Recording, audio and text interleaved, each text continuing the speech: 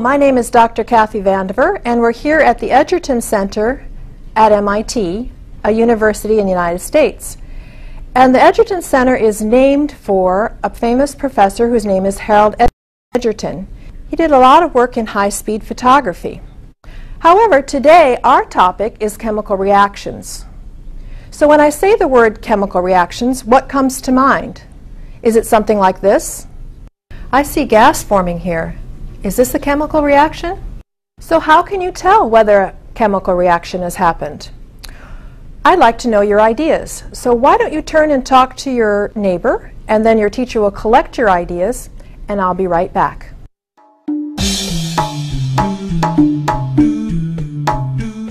So welcome back. I'm thinking about what you might have written on your list, and I bet you it might have something to do with explosions or color changes, and these are really interesting observations.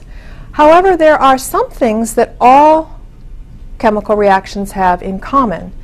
The definition is that new substances have to be produced. So this is something we're going to apply to our lesson today. And we're going to think a little bit more broadly about chemical reactions. For instance, you may not think of it yourself, but you are full of chemical reactions. Right now you're making new bone, new DNA. Those are all brand new molecules, and those are chemical reactions too, but we don't often think of chemical reactions in living things. Today we're going to get started in thinking about the obvious changes that we can notice as chemical reactions, and in class today we're going to do some exciting and obvious ones. In our class we always have a list of safety regulations, and I hope that your teacher will explain those to you too. Here's the procedure. The class should do each step together. Step 1. Put 1 teaspoon of baking soda into the resealable bag. Step 2. Put 2 teaspoons of calcium chloride into the same bag. Step 3. Place the test tube with 10 milliliters of phenol red solution into the bag and hold it upright. Step 4. Remove the top of the test tube. While holding the test tube upright, squeeze out all the air of the bag and seal the bag. Have your partner make sure that the bag is well sealed. Step 5. Tip the tube of phenol red solution into the solids. Mix gently with the outside of the bag with your fingertips. You can let the test tube fall to the bottom and watch. Now it's your turn to try out this chemical reaction. Work with your classmates, and I'll be back in a few minutes.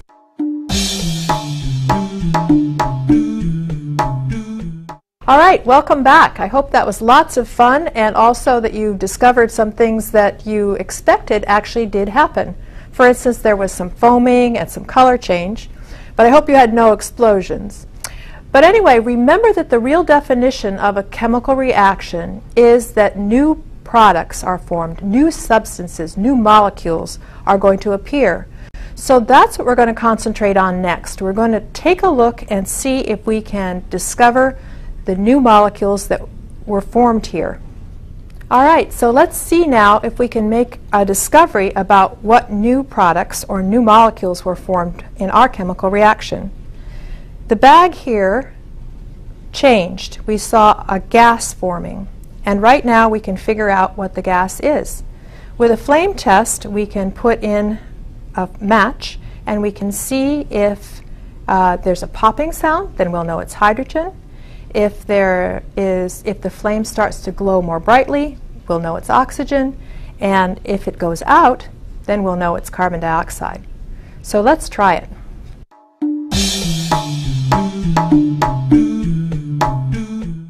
So here's our flame test.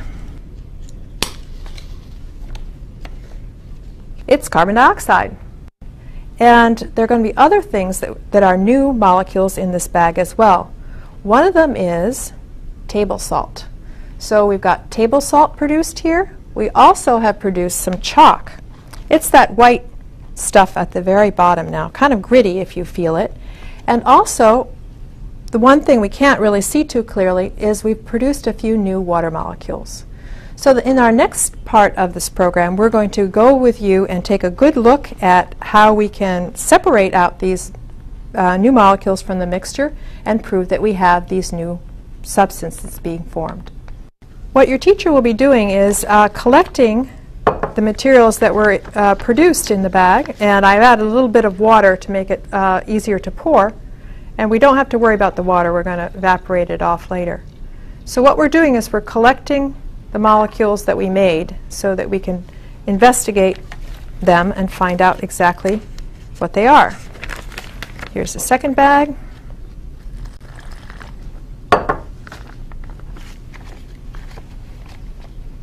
And I've chosen to pour it into a graduated cylinder, this long column, because the chalk that we've made, the new molecule of chalks, they're all going to sink to the bottom and form a precipitant down here. And the sodium chloride, the table salt, and water, the new molecule of water that we have, will be up in the top here, and we'll be able to separate them.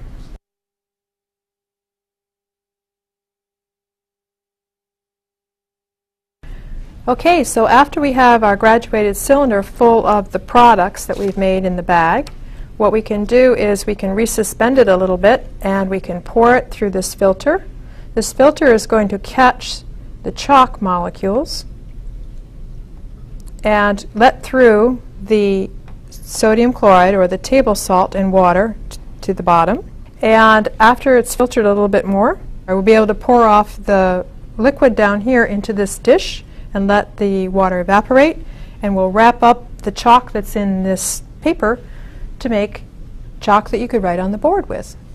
So next, your teacher is going to spend the time to write out the equation for us so we can see the entire chemical reaction. And in this process, we're going to get a chance to see what happens to each atom in the chemical reaction. So take the time to do this, and I'll see you after the break.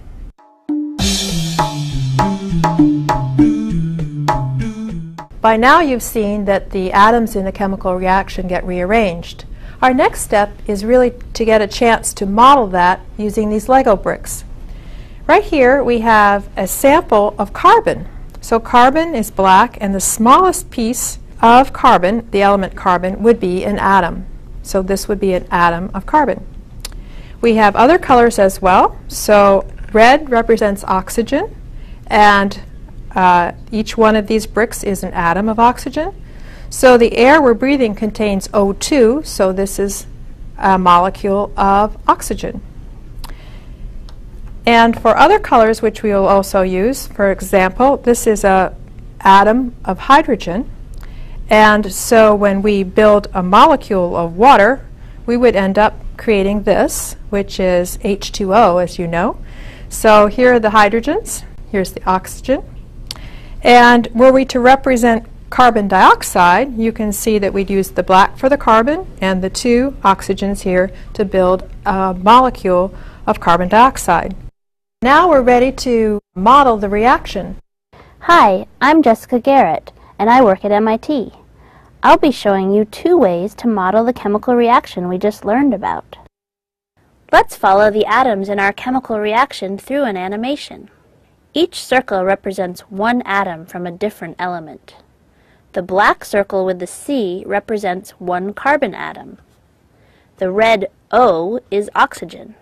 The light green Cl is chlorine. The pink Na is sodium. And the dark green circle with the Ca is a calcium atom. The small white circle with an H represents one hydrogen atom. It is the smallest atom. Here, the atoms are bonded together into molecules. We started with these molecules in our chemical reaction. Notice which atoms are in each molecule. Here is one molecule of calcium chloride and 2 molecules of sodium bicarbonate, which is commonly called baking soda. Are you ready? Let's watch the reaction. Here we show all atoms separating from each other. They will form new bonds to make new products. In nature, the atoms go through several steps before reconnecting to make new products. Here are the products at the end of the chemical reaction. We have the exact same atoms, but they are rearranged into new groups. They are now new molecules. The new molecules are ones that you know: chalk, salt, carbon dioxide, and water. Chemistry is really amazing. Let's take a look at using Lego bricks. We can visualize what happens to the atoms in this chemical reaction by modeling with Lego bricks. If you have these materials, this is what you will be doing. Remember, each color brick represents a different atom. When clicked together, the bricks form a molecule. Here are 2 baking soda molecules and 1 calcium chloride molecule. These are the reactants. In the chemical reaction, these atoms will separate and recombine into new molecules. The sodium and chlorine form 2 sodium chloride molecules, or table salt. 2 oxygen atoms and 1 carbon bond together to form the gas carbon dioxide. Remember all the fizzing? 2 hydrogen atoms and an oxygen atom bond together to form water. Finally, 3 oxygen atoms, 1 carbon, and 1 calcium bond together to form a molecule of chalk. In making these new products, no new atoms were needed and none were left over. Amazing! We just demonstrated conservation of mass. So start by building the molecules you know that went into the bag originally, which was baking soda and calcium chloride. There was some phenol red there, and that water just helped the molecules get close enough together to react. So essentially, you'll rearrange those molecules to produce our new products.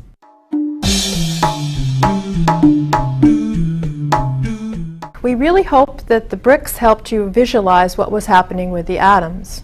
And now it might be useful to take a look at that original footage that we showed you about the test tube and see what was happening with the atoms in that one. In that case, we were actually heating water molecules. And so when the water molecules were a liquid, they were moving rather slowly and not too far apart. However, with the heat, what happened was the molecules gained energy, and after a while they gained so much energy they could become water vapor. And they were moving faster and more furiously. So at that point, the cork popped off. So today we've had a chance to experience a chemical reaction in the plastic bag, and we've also had a chance to look very closely and reenact what really happened there. The fact that atoms can join with each other and create new molecules and new products, which can have very exciting results. So I hope today as you walk around and you look at changes that you'll be able to recognize when a chemical reaction occurs. To wrap it up, when you see a change occurring and you wonder if it's a chemical reaction, now you know to look for new molecules to appear. Thanks for watching.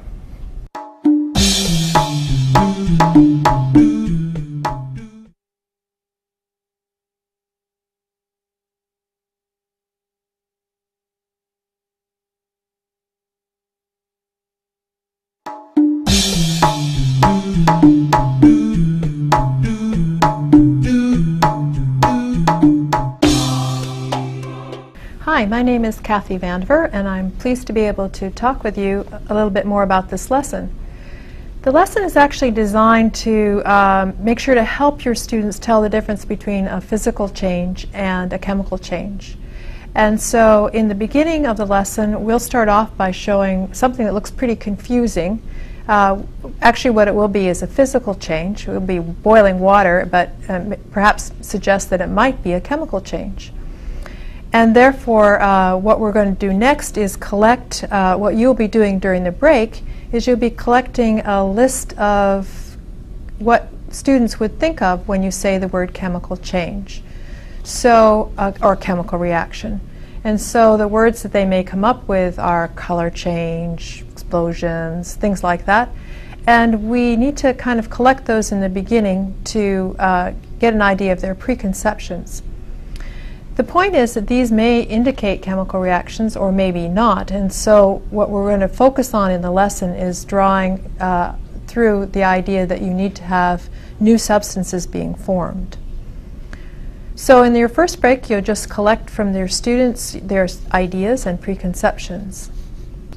So after that, and after the break, we'll come back and we'll start in to explain to the students what they will be doing, some chemical reaction which will be very interesting.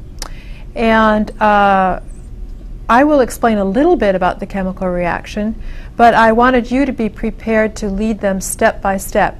We have worksheets which are good for the students to use, and they delineate each step. And so your students can stay together. It's very important that they stay together, step 1 at a time, step 2 at a time, and that you wait and pause and make sure that everyone is ready for the next step. Because the fun is really in the last step, where everyone will tip the phenol red at the same time, and the chemical reaction will start at the same time. So everyone will have the fun of seeing the changes happen. So it's your job in the second break particularly to go through the steps and keep the students together during that time. The bags are going to swell as the carbon dioxide is made in the bag. And you need to forewarn students if the bag gets a little bit too full that they should open it and release some of the gas. So that's just a little word to the wise and an awareness for the first time you do it in class. Next, what I'm going to explain in the video is how to demonstrate that new substances or new molecules were formed. And the carbon dioxide is rather obvious because we can see the gas actually blowing up the bag. I will do a splint or a flame test which helps identify the gas as carbon dioxide. And I'm going to go through and show the products that are created. In case you don't have time to do them that day, it does take quite a bit of time for the water to evaporate and to go through these steps. And it's nice for the students to see this real time. But you're welcome, and I encourage you to follow the steps that I show in the video in class so your students can actually see the products and try them out themselves. So our steps will include, first of all, identifying carbon dioxide. And then later on we will identify the chalk, because the chalk will settle out. And we also will identify the sodium chloride.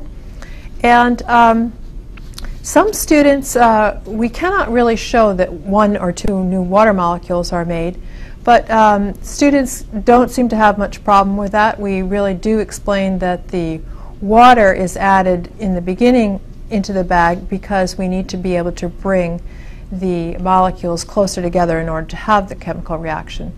So overall, we're going to end up showing the products, which are really amazing because we started off with something that was edible, like baking soda and calcium chloride, which is actually a poison, and we end up with something really different, which is chalk that you can write with, and this beautiful crystals that you can get from sodium chloride.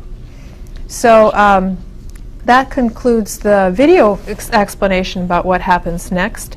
And what you will be doing in the break, what I'm really hoping you'll be able to clarify well, is I would like for you to write out the equation so that the students can actually see all the molecules.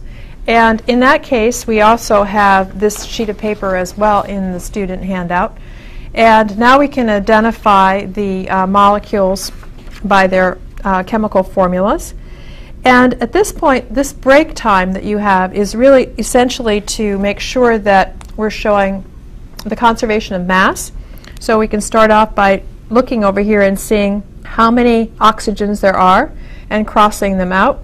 So over on this side we have 6 oxygen molecules, and you can find all 6 on this side as well and cross them off. So just to do the housekeeping and showing that all the atoms still appear and have just changed partners and rearranged.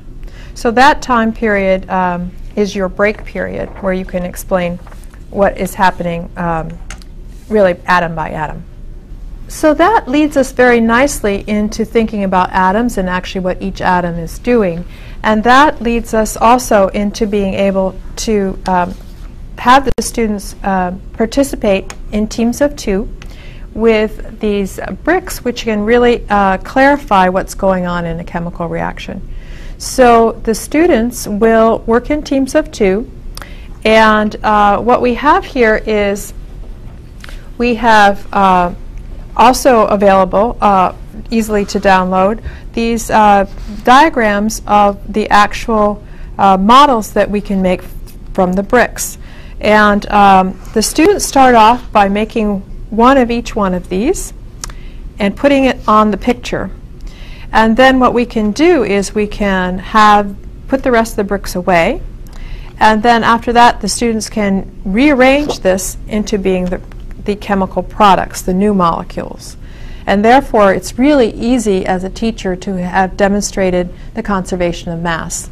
And it's really exciting because the kids are always pleased when they discover there are no atoms left over and all of them have been used and represent things that they have heard about or seen as crystals or as chalk on the board.